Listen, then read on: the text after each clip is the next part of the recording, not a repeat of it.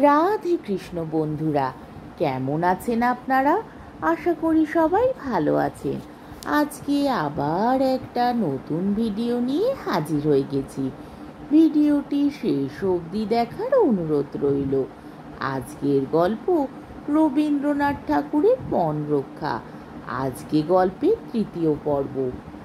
এই সময় থানাগড়ের বাবুদের এক ছেলে এক বাইসাইকেল কিনিয়া আনিয়া চড়া অভ্যেস করিতেছিল।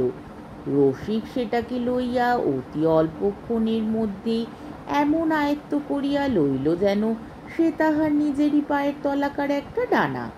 কিন্তু কি চমৎকার, কি স্বাধীনতা, কি আনন্দ! দূরত্বের সমস্ত বাধাকে এই বাহনটা যেন তীক্ষ্ণ সুদর্শন চক্রের মতো অতি অনায়াসে কাটিয়া দিয়া চলিয়া যায়। ঝড়ের বাতাস যেন চাকার আকার ধারণ করিয়া উন্মত্তের মতো মানুষকে পিঠে করিয়া লইয়া ছোটে। রামায়ণ মহাভারতের সময় মানুষে কখনো কখনো দেবতাদের অস্ত্র লইয়া যেমন ব্যবহার করিতে পারিত, এ যেন সেই রকম। রসিকের মনে হইল এই বাইসাইকেল না হলে তাহার জীবন বৃথা। দাম এমনই বা কি বেশি, 125 টাকা মাত্র। এই 125 টাকা দিয়া মানুষ একটা নতুন শক্তি লাভ করিতে পারে, ইহা তো সস্তা। বিষ্ণুর গরুর বাহন এবং সূর্যের অরুণ সারথি তো সৃষ্টিকর্তাকে কম ভোগ ভোগায় নাই। আর ইন্দ্রেরও উচ্চ শ্রবার জন্য সমুদ্র মন্থন করিতে হইয়াছিল। কিন্তু এই বাইসাইকেলটি তাহার পৃথিবীজয়ী গতিবেগ স্তব্ধ করিয়া কেবল 125 টাকার জন্য দোকানের এক কোণে দেয়াল ঠেস দিয়া প্রতীক্ষা করিয়া আছে। দাদার কাছে রসিক আর কিছু চাইবে না পণ করিয়াছিল, কিন্তু সে পণ রক্ষা হইল না। তবে চাওয়াটার কিছু বেশ পরিবর্তন করিয়া দিল। কহিল, আমাকে 125 টাকা ধার দিতে হইবে। বংশীর কাছে রসিক কিছুদিন হইতে কোনো আবদার করে নাই। ইহাতে শরীরে অসুখের উপর আর একটা গভীরতর বেদনা বংশীকে দিনরাত্রি পীড়া দিতেছিল। তাই রসিক তাহার কাছে দরবার উপস্থিত করিবা মাত্রই মুহূর্তের জন্য বংশীর মন নাচিয়া উঠিল। মনে হইল, দূর হোক গে ছাই, এমন করিয়া টানাটানি করা যায় না, দিয়া ফেলি। কিন্তু বংশ, সে যে একেবারেই ডোবে। 125 টাকা দিলে আর বাকি থাকে কি? ধার। রসিক 125 টাকা ধার শুধিবে? তাই যদি সম্ভব হইত তবে তো বংশী নিশ্চিন্ত হইয়া মরিতে পারিত। বংশীর মনটাকে একেবারে পাথরের মতো শক্ত করিয়া বলিল, সে কি হয়? 125 টাকা আমি কোথায় পাইব? রসিক বন্ধুদের কাছে বলিল, এই টাকা যদি না পাই তবে আমি বিবাহ করিবই না। বংশীর কানে যখন সে কথা গেল তখন সে বলিল, এও তো মজা মন্দ নয়। পাত্রীকে টাকা দিতে হইবে, আবার পাত্রকে না দিলেও চলিবে না, এমন দায় তো আমাদের 7 পুরুষের মধ্যে কখনো ঘটে নাই। রসিক সুস্পষ্ট বিদ্রোহ করিয়া তাঁতের কাজ হইতে অবসর লইল। জিজ্ঞাসা করিলে বলে, আমার অসুখ করিয়াছে। তাঁতের কাজ না করা ছাড়া তাহার আহার বিহারে অসুখের কোনো লক্ষণ পাইল না। বংশী মনে মনে একটু অভিমান করিয়া বলিল, থাক, উহাকে আমি আর কখনো কাজ করিতে বলিব না, বলিয়া রাগ করিয়া নিজেকে আরো বেশি কষ্ট দিতে লাগিল। বিশেষত সেই বছরেই বয়কটের কল্যাণে হঠাৎ তাঁতের কাপড়ের দর এবং আদর অত্যন্ত বাড়িয়া গেল। তাঁতিদের মধ্যে যাহারা অন্য কাজে ছিল তাহারাও প্রায় সকলে তাতে ফিরিল। নিয়ত চঞ্চল মাকুগুলো ইঁদুর বাহনের মতো সিদ্ধিদাতা গণনায়ককে বাংলাদেশের তাঁতির ঘরে দিনরাত কাঁধে করিয়া দৌড়াইতে লাগিল। এখন এক মুহূর্ত তাঁত কামাই পড়িলে বংশীর মন অস্থির হইয়া ওঠে। এই সময় রসিক যদি তাহার সাহায্য করে তবে 2 বৎসরের কাজ 6 মাসে আদায় হইতে পারে, কিন্তু সে আর ঘটিল না। কাজেই ভাঙা শরীর লইয়া বংশী একেবারে সাধ্যের অতিরিক্ত পরিশ্রম করিতে লাগিল। রসিক প্রায় বাড়ির বাইরে বাহিরেই কাটায়।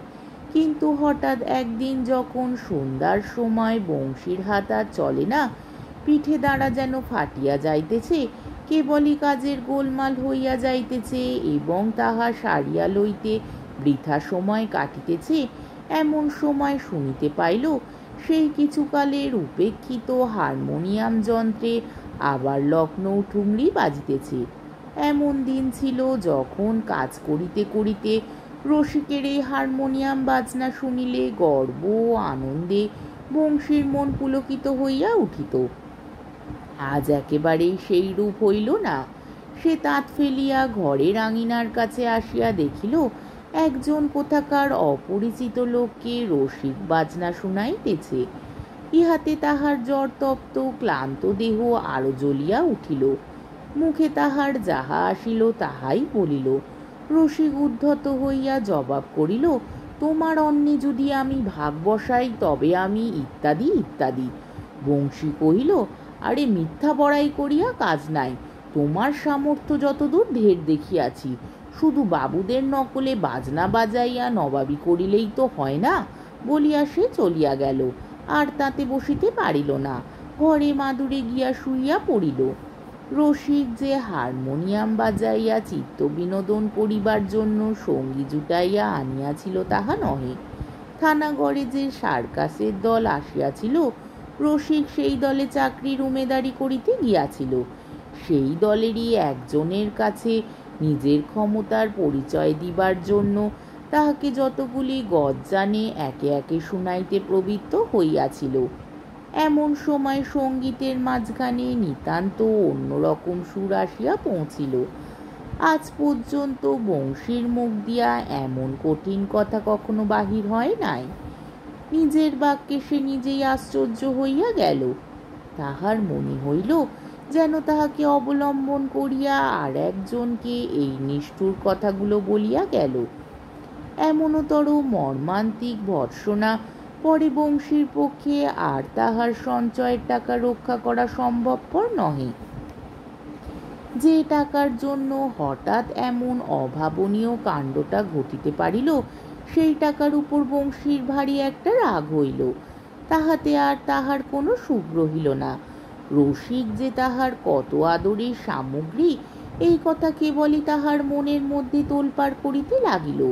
যখন সে দাদা শব্দ উচ্চারণ করিতে পারিত না, যখন তাহার দুরন্ত হস্ত হইতে তাঁতের সুতাগুলিকে রক্ষা করা এক বিষম ব্যাপার ছিল, যখন তাহার দাদার হাত বাড়াইবা মাত্র সে অন্য সকলের কোল হইতে ঝাঁপাইয়া পড়িয়া সবেগে তাহার বুকের উপর আসিয়া পড়িত এবং তাহার ঝাঁকড়া চুল ধরিয়া টানাটানি করিত, তাহার নাক ধরিয়া দন্তহীন মুখের মধ্যে পুরিবার চেষ্টা করিত, সে সমস্তই সুস্পষ্ট মনে পড়িয়া বংশীর প্রাণের ভিতরটাতে হাহা করিতে লাগিল।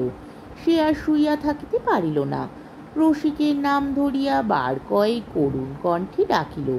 সাড়া না পাইয়া তাহার জ্বর লইয়াই সে উঠিল।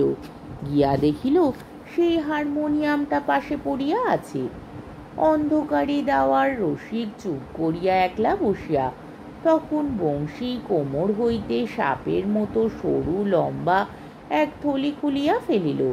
রুদ্ধ প্রায় কণ্ঠে কহিল, এই নে ভাই, আমার এ টাকা সমস্ত তোরই জন্য। তোরই বউ ঘরে আনিব বলিয়াই আমি এই জমাইতেছিলাম, কিন্তু তোকে কাঁদাইয়া আমি জমাইতে পারিব না। ভাই আমার, গোপাল আমার, আমার সে শক্তি নাই। তুই চাকার গাড়ি কিনিস, তোর যা খুশি তাই করিস। রসিক দাঁড়াইয়া উঠিয়া শপথ করিয়া কঠোর স্বরে কহিল, চাকার গাড়ি কিনিতে হয়, বউ আনিতে হয়, আমার নিজের টাকায় করিব, তোমার এ টাকা আমি ছুঁইব না। বলিয়া বংশীর উত্তরের অপেক্ষা না করিয়া ছুটিয়া চলিয়া গেল। উভয়ের মধ্যে আর এই টাকার কথা বলার পথ রহিল না। কোনো কথা বলাই অসম্ভব হইয়া উঠিল।